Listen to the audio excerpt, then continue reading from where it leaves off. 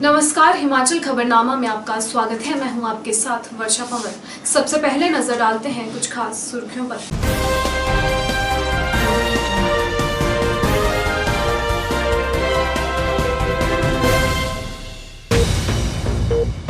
मुख्यमंत्री जयराम ठाकुर ने हिमाचल निर्माता डॉक्टर वाई.एस. परमार की पुण्यतिथि के अवसर पर दी श्रद्धांजलि। कहा, देवभूमि के विकास के लिए डॉक्टर परमार द्वारा दिए गए योगदान को सदैव रखा जाएगा याद।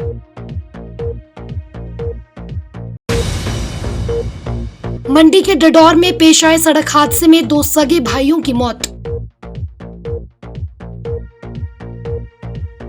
उपमंडल देहरा के अंतर्गत मरेड़ा गांव में एक 23 वर्षीय विवाहिता द्वारा आत्महत्या करने का मामला आया सामने।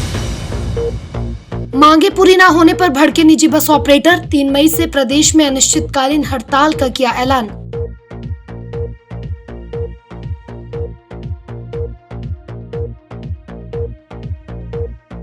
सुर्खियों के बाद अब खबरें विस्तार से। मुख्यमंत्री जयराम ठाकुर ने हिमाचल निर्माता एवं प्रदेश के प्रथम मुख्यमंत्री स्वर्गीय डॉक्टर यशवंत सिंह परमार की पुण्यतिथि पर उन्हें श्रद्धांजलि अर्पित की। मुख्यमंत्री ने कहा कि डॉक्टर परमार ने राज्य के ग्रामीणों एवं किसानों के उत्थान के लिए कई अहम कदम उठाए, जिसे भुलाया नहीं जा सकता। मुख्यमंत्री ने कहा कि देवभूमि हिमाचल के विकास के लिए उनके योगदान को सदैव स्मरण किया जाएगा। वहीं बता दें कि कोविड-19 की दूसरी लहर के बीच संक्रमितों के बढ़ते मामलों को देखते हुए इस बार डॉक्टर परमार की पुण्यतिथि पर किसी तरह के कार्यक्रम का आयोजन नहीं किया गया। हिमाचल प्रदेश के निजी बस ऑपरेटर मांगे पूरी न होने पर भड़क उठे हैं। संघ ने 3 मई से प्रदेश में अनिश्चितकालीन हड़ताल पर जाने का ऐलान किया है। सभी जिलों के 3500 रूटों पर बसों की हड़ताल रहेगी। निजी ऑपरेटरों का टैक्स माफ न करने और वर्किंग कैपिटल की घोषणाएं सिरे न चढ़ने से प्रदेश निजी बस ऑपरेटर यूनियन सरकार से गुस्सा है। वहीं बिलासपुर जिला कांग्रेस महासचिव संदीप संज्ञान ने बस ऑपरेटरों की मांगों का समर्थन किया है। उन्होंने कहा कि कोरोना काल में बस ऑपरेटरों को भी भारी आर्थिक नुकसान हुआ है। जो निजी बसों का हिमाचल प्रदेश के अंदर या जिला बिलासपुर के अंदर हड़ताल पे जाने का फैसला है, वो फैसला एकदम से लाजमी है। उसका सबसे बड़ा कारण पता क्या है कि बार बार प्रदेश सरकार ने जो है इन लोगों को आश्वासन दिया कि आपका जो टैक्स है, जो आपसे कर लिए जाते हैं, उनको माफ किया जाएगा। मेरे को याद है कि 25 मार्च 2021 को भी जो प्रधान सचिव परिवहन है, उनकी अध्यक्षता में एक मीटिंग भी हुई थी, एक बैठक भी प्रदेश सरकार ने की थी, लेकिन अभी तक उस बैठक का कोई भी निर्णय नहीं निकला। उसके बाद कहा गया कि इस मसले को प्रदेश सरकार जो है कैबिनेट की मीटिंग में लेके जाएगी, लेकिन इनके बारे में आज भी कोई फैसला नहीं लिया गया। मैं आपको बता रहा हूं, कोविड-19 के चलते अभी प्रदेश के अंदर सारे के सारे व्यवसाय जो हैं वो बिल्कुल त्रस्त पड़े हैं। तो जो हमारे जो निजी बस के ऑपरेटर हैं, उनका जो काम है वो भी इसी तरह का काम है कि अगर उसमें ग्राहक आएगा, सवारियां आएंगी, ऊपर से डीजल की मार, ऊपर से स्पेयर पार्ट की मार, उसके बावजूद इनके बहुत जो इंश्योरेंस का पैसा है वो कंपनियां बहुत ज्यादा ले रही हैं। और ऐसे में आज की डेट में निजी बसों के अंदर 15 से 18% की जो है परसेंट की जो सवारी है वो आज की डेट में इनके अंदर ट्रेवल कर रही है।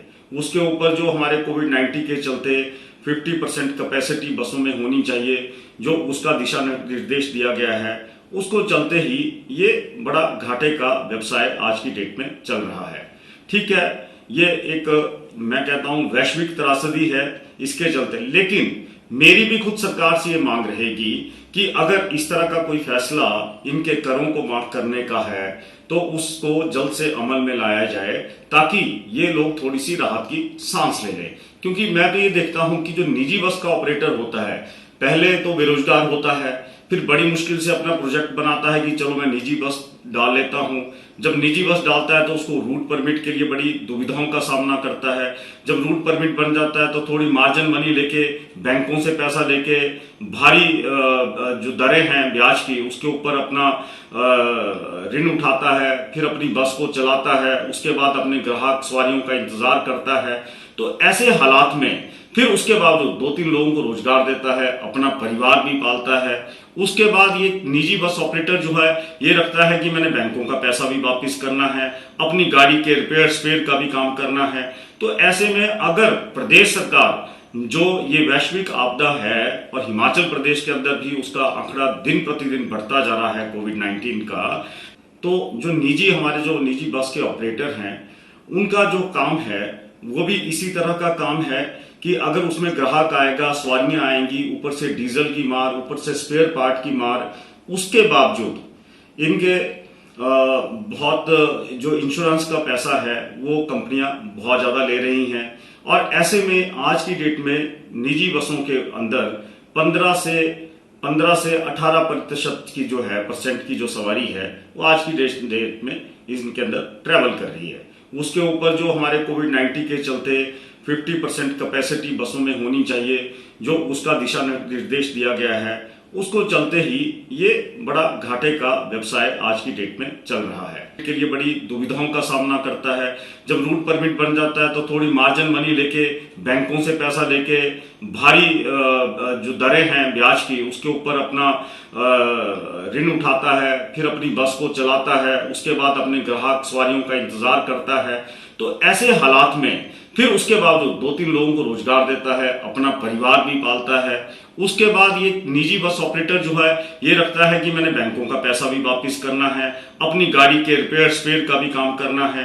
तो ऐसे में अगर प्रदेश सरकार जो ये वैश्विक आपदा है और हिमाचल प्रदेश के अंदर भी उसका आंकड़ा दिन प्रतिदिन बढ़ता जा रहा है कोविड-19 का, तो अगर उसको देखते इनका कर माफ कर दे तो इसमें मैं नहीं समझता कि कोई बड़ी आफत आने वाली है।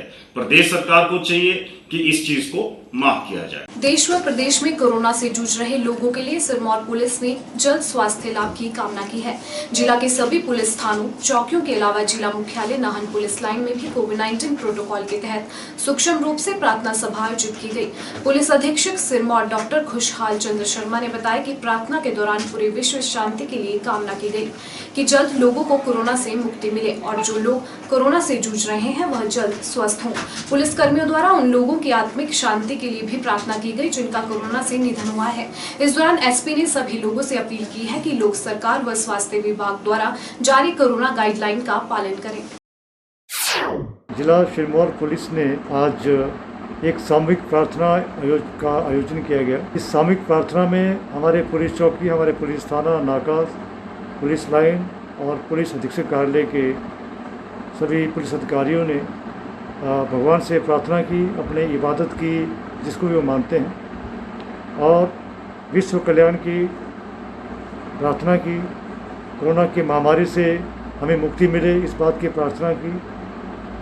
कोरोना की महामारी से जो लोग इस संसार की यात्रा को समाप्त कर चुके हैं, उनकी आत्मा को शांति प्रदान करने की प्रार्थना की।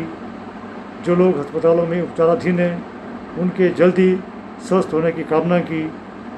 और सर्वे भवन्तु सुखिनः, सर्वे सन्तु निरामयः, सर्वे भद्राणि पश्यन्तु मा कश्चित् दुःखभाग् भवेत्। इस प्रार्थना के साथ, विश्व शांति और विश्व कल्याण की प्रार्थना के साथ, कोरोना की महामारी से मुक्ति पाने की प्रार्थना के साथ साथ आज पुलिस के सभी जवान अपनी ड्यूटी पर तैनात हैं।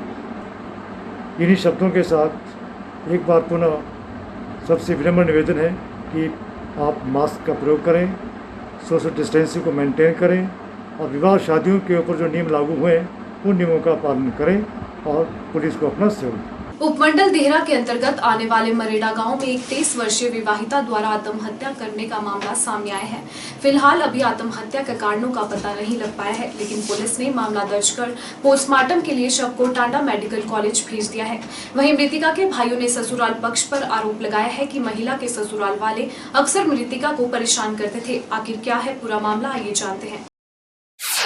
पुलिस थाना देहरा के तहत गांव मरेड़ा में विवाहिता द्वारा आत्महत्या का मामला सामने आया है। जानकारी के अनुसार मरेड़ा गांव की 23 वर्षीय विवाहिता ने अपने घर में पंखे से लटककर आत्महत्या कर ली।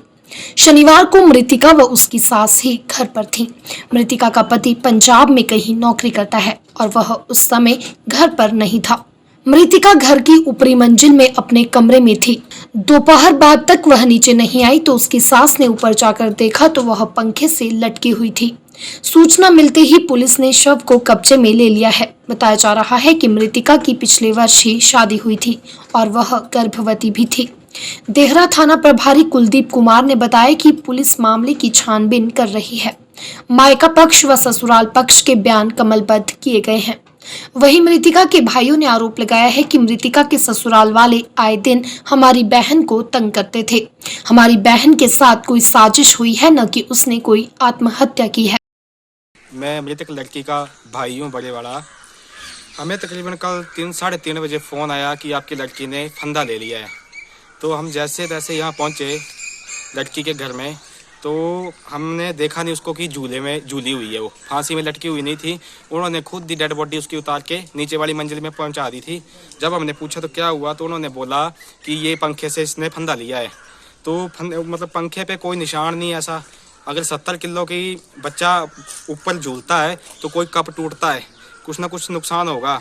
जो उन्होंने हमें रस्सी बताई, उस रस्सी से तो कोई साफ जाहिर नहीं होता है कि इस रस्सी से फांसी ली गई है।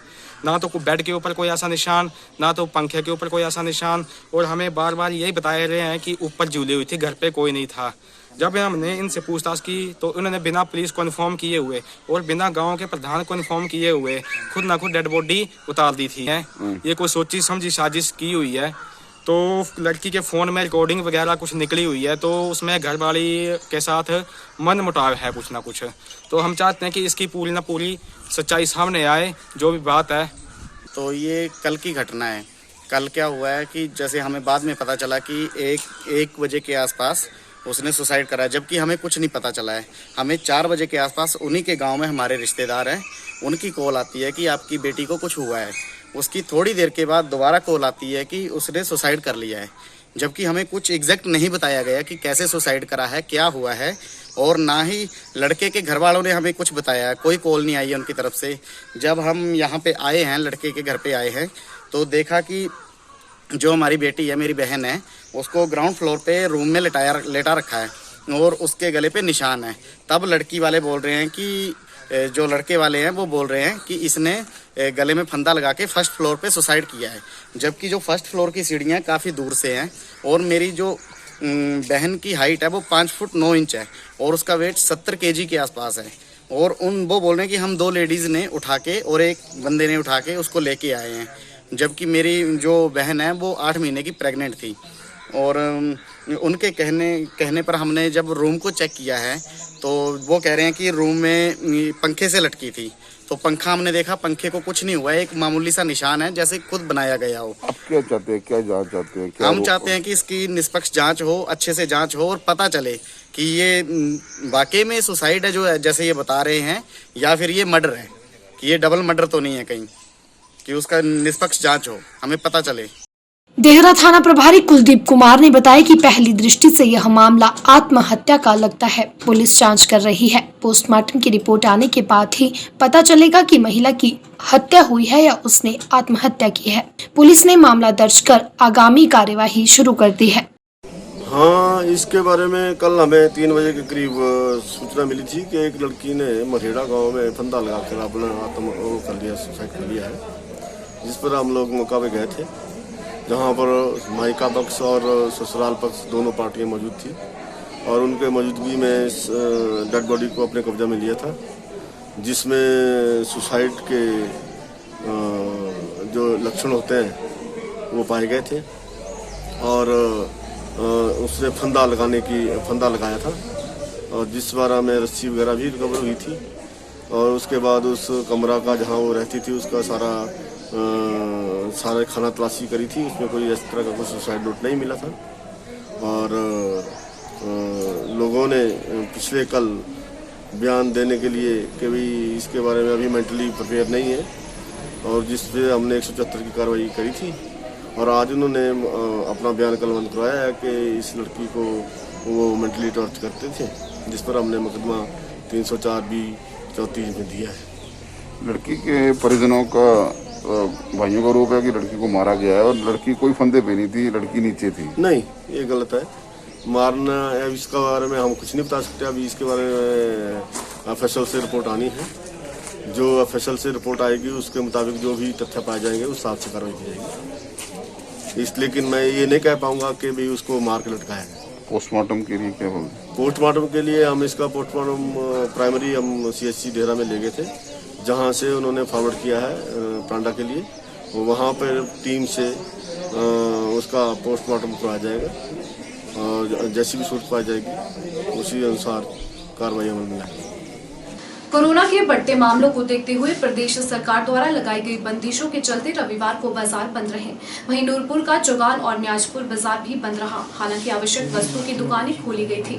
दुकानदारों द्वारा कोविड नियमों का कितना पालन किया जा रहा है, इसका जायजा लेने पहुंचे एसडीएम नूरपुर सुरेंद्र ठाकुर ने बताया कि अभी भी कुछ दुकानदार ऐसे हैं जो प्रशासन के आदेशों की अवहेलना कर रहे हैं, जिन पर नियमानुसार कार्यवाही की गई है। ऐसे में उन्होंने सभी दुकानदारों से आग्रह किया है कि वे इस संकट की घड़ी में प्रशासन का सहयोग करें ताकि संक्रमण की चेन को तोड़ा जा सके।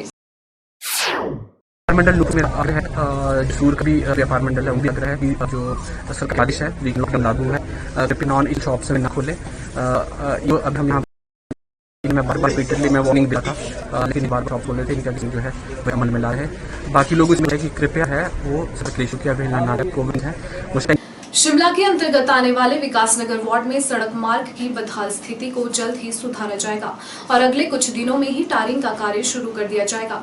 वार्ड की पार्षद रचना भारद्वाज ने बताया कि सड़क किनारे गाड़ियां खड़ी होने की वजह से टारिंग करने में काफी परेशानियां होती है। ऐसे में पार्षद ने वार्ड के सभी लोगों से अपील की है कि जब तक सड़क मुरम्मत का कार्य नहीं होता तब तक सड़क किनारे वाहन पार्क न करें और निगम को अपना पूरा सहयोग करें। हमारे विकासनगर में पहले सीवरेज का काम हुआ था, तो आज चैम्बर का काम चला हुआ बिकॉज नेक्स्ट वीक हमारे वार्ड में टायरिंग का काम स्टार्ट हो जाएगा। तो उससे पहले 2 दिन पहले लोगों को बता दिया जाएगा। तो मेरा लोगों से अनुरोध है कि प्लीज़ सभी अपनी गाड़ियां रोड से हटा दें। हमें टायरिंग करने में बहुत प्रॉब्लम आती है। हर बार कोई ना कोई लड़ाई हो जाती है कि गाड़ियाँ नहीं हटाते लोग। तो उनसे अनुरोध है कि नेक्स्ट वीक हर हाल में हमारी टायरिंग स्टार्ट हो जाएगी, उससे पहले बता दिया जाएगा। तो प्लीज़ अपनी गाड़ियां सभी यहाँ से विकासनगर रोड से हटा दें। कोरोना संक्रमण की चेन को तोड़ने के लिए प्रदेश सरकार ने कई बंदिशें लगाई हैं। बावजूद इसके प्रदेश में रोजाना कोरोना संक्रमितों के सैकड़ों मामले सामने आ रहे हैं।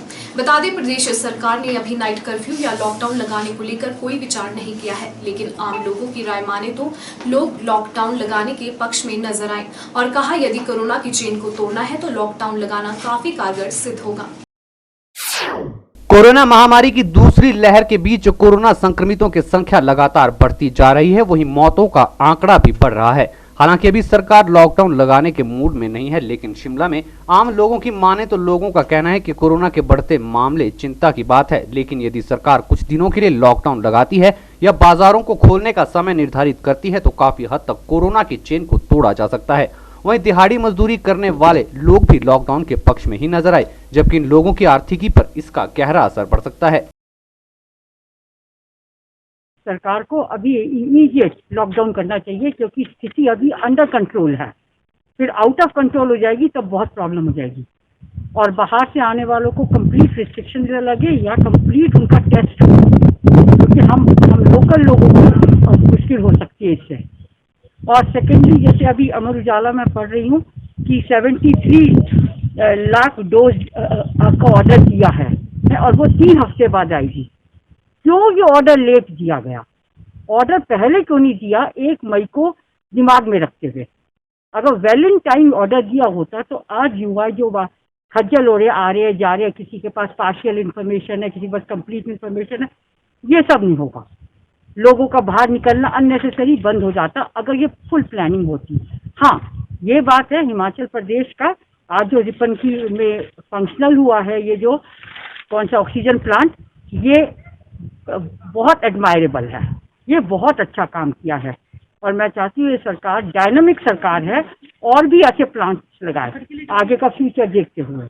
देखो, लॉकडाउन जैसे आई थिंक लॉकडाउन का तो कह नहीं सकते, but here we can see population are less as compare to other cities, कि हम कंपेयर नहीं कर सकते यहाँ पे दिल्ली को।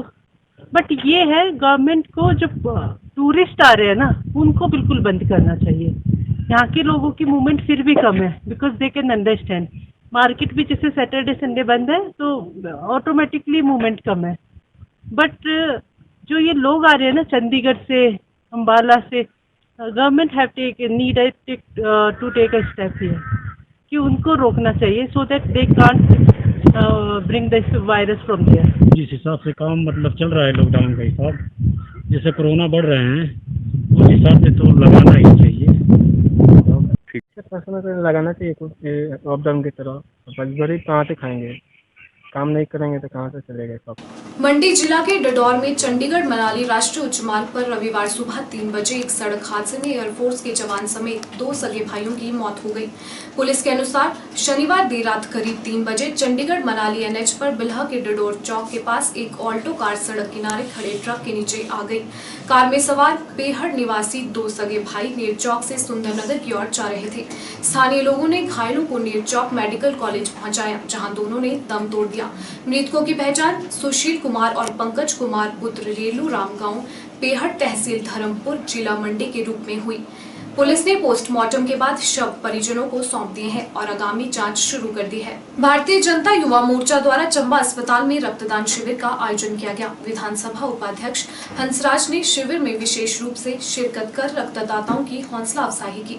विधानसभा उपाध्यक्ष ने बताया कि अब 18 साल की आयु से ज्यादा के युवाओं की वैक्सीनेशन का कार्य शुरू होने वाला है। उन्होंने कहा कि टीकाकरण के बाद 2 माह तक रक्तदान नहीं कर सकते, लेकिन 2 माह के बाद रक्तदान किया जा सकता है। उन्होंने बताया कि भारतीय जनता युवा मोर्चा द्वारा समय समय पर आयोजित किए जा रहे रक्तदान शिविर से अस्पतालों में चल रही रक्त की कमी को कुछ हद तक दूर किया जा सकता है।